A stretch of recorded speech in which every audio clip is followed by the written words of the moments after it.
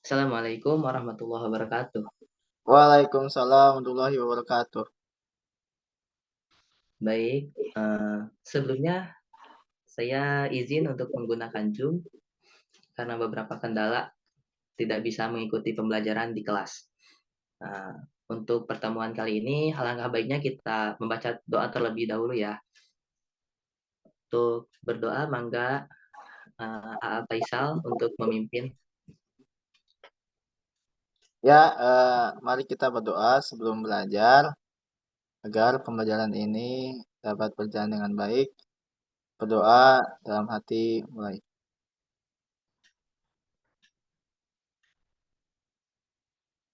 Selesai. Ya, baik, terima kasih ya. Nah, untuk pertama-tama kita absen terlebih dahulu. Muhammad Faisal Hussein, Adil, Risma Sukmayati, Hadir. Oktaviani Dwi, tidak ada tidak ya? hadir Pak. Tidak Sedang, hadir. Baik. sedang sakit.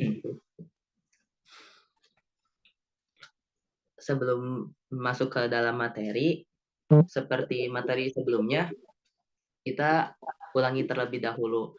Waktu minggu kemarin, kita belajar tentang puasa Ramadan.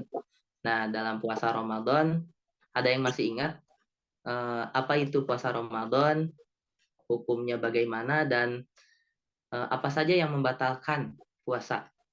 Ya, Masih mangga. Pak. Ya, silakan. Puasa Ramadan. Hukumnya Pak. Hukumnya fardu Pak.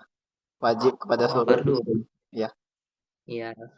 Kalau misalnya yang membatalkannya apa aja tuh? Yang membatalkannya mungkin yang pastinya itu makan dan minum. Yang kedua, Ya, berhubungan badan ketika waktu puasa. Yang ya betul. ketiga, mungkin junub. Yang Baik, baik. dan haid mungkin ketika perempuan ya. Oke, bagus, Kang Faisal. Ya, begitu. Jadi, puasa Ramadan itu hukumnya wajib dilaksanakan setiap orang atau setiap muslim. Syarat-syaratnya itu, yang pertama, beragama Islam. Yang kedua, balik. Yang ketiga, eh, tidak hilang akal ataupun gila. Gitu. Seperti yang dikatakan Kang Faisal tadi, apa saja yang membatalkan puasa? Yang pertama, tadi makan minum di siang hari, lalu berhubungan suami istri, lalu adanya keluar haid atau nifas, begitu. Kurang lebihnya seperti itu. Nah, untuk pertemuan kali ini, kita belajar tentang perbuatan husnuzon. Di sini ada yang tahu husnuzon itu apa? Nah, Bapak membawa beberapa permasalahan. Yang pertama itu, apa itu husnuzon? Nah, yang kedua, apa sih hukumnya berhusnuzon itu sesama manusia? Yang ketiga, bisa nggak untuk memberikan contoh perbuatan husnuzon itu seperti apa? Yang terakhir, atau yang keempat, hikmah dari perbuatan husnuzon. Boleh untuk dicatat sama teman-teman gitu, agar tidak lupa.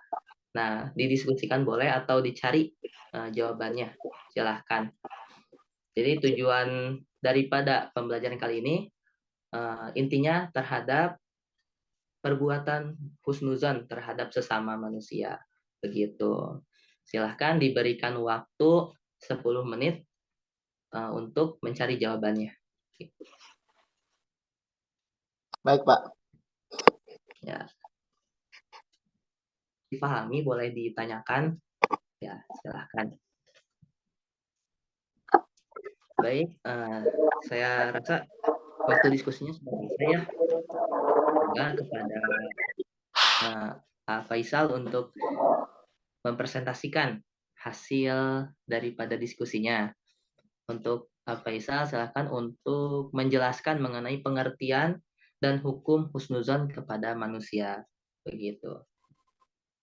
Baik, terima kasih Pak Ahmad ya. Maaf Pak, saya akan menjelaskan dulu. Izin menjelaskan pengertian dan juga hukum husnuzon ya. Jadi pengertiannya pertama dalam bahasa ada kalimat husnu dan ada kalimat zon ya. Husnu itu berarti artinya baik dan zon itu artinya dugaan. Jadi kalau dalam istilah bahasanya itu dugaan yang baik gitu ya. Lalu kalau dalam istilah dalam syarahnya yaitu pemikiran positif terhadap manusia lain bahwa setiap manusia itu pasti mempunyai kebaikan yang bermanfaat bagi yang lainnya. Lalu untuk hukum-hukum itu ada 3 dalam husnuzon itu. Yang pertama wajib, sunnah, dan jaiz. Wajib itu hukumnya kepada Allah SWT dan juga pada Rasul. Maka kita wajib husnuzon kepada Allah SWT dan juga Rasul. Lalu hukumnya sunnah atau mandut itu kepada saudara kita seiman dan seislam. Yang ketiga jaiz atau boleh itu kepada manusia lain umumnya ya. Seperti itu Pak. Terima kasih. Baik, terima kasih kepada Kang Faisal. Nah, boleh untuk sekarang Teh Risma untuk menjelaskan mengenai contoh dan juga hikmah daripada perbuatan husnuzon ini. Sok mangga Teh Risma. Iya, terima kasih Pak Ahmad.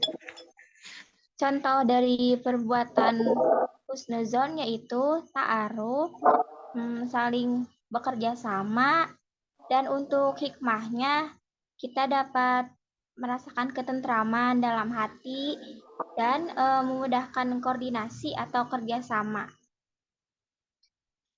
Ya, bagus Teh Risma. Oke, bagus jawaban daripada Kang Faisal dan juga Teh Risma ya. Nah, di sini saya mau menambahkan sedikit begitu.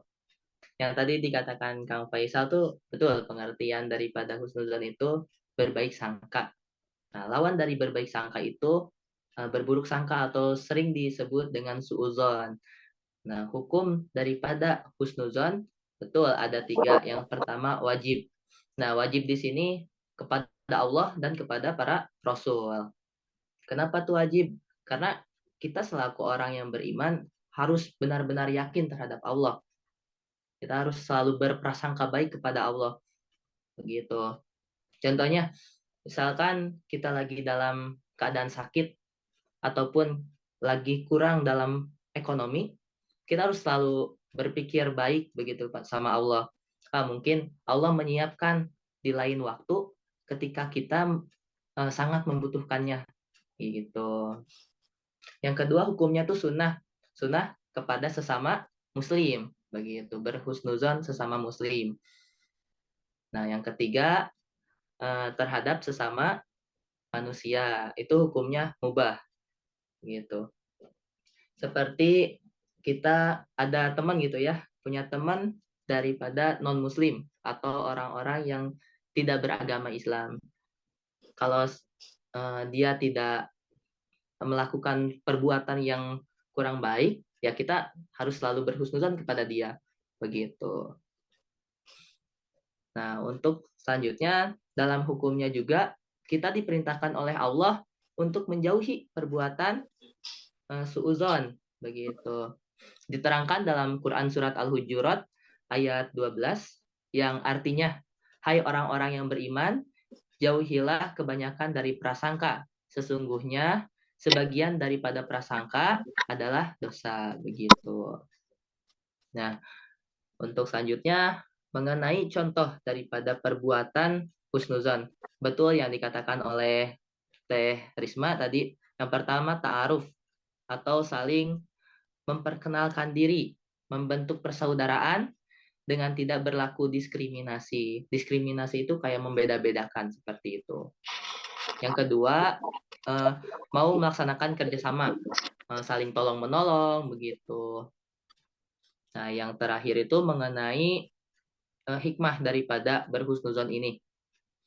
Nah, yang pertama menenteramkan hati. Ketika kita berhusnuzon, nah hati kita tuh kayak tenang, membersihkan hati dengan cara berhusnuzon. Jangan sampai ada pikiran-pikiran wah si itu mah gitu kan, kayak mau berpikir jelek gitu.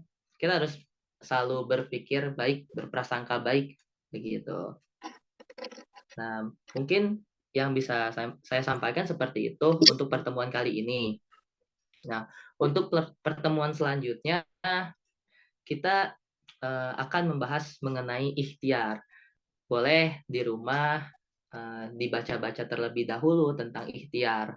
Apa itu ikhtiar? Nah, nanti kita bahas di pertemuan selanjutnya.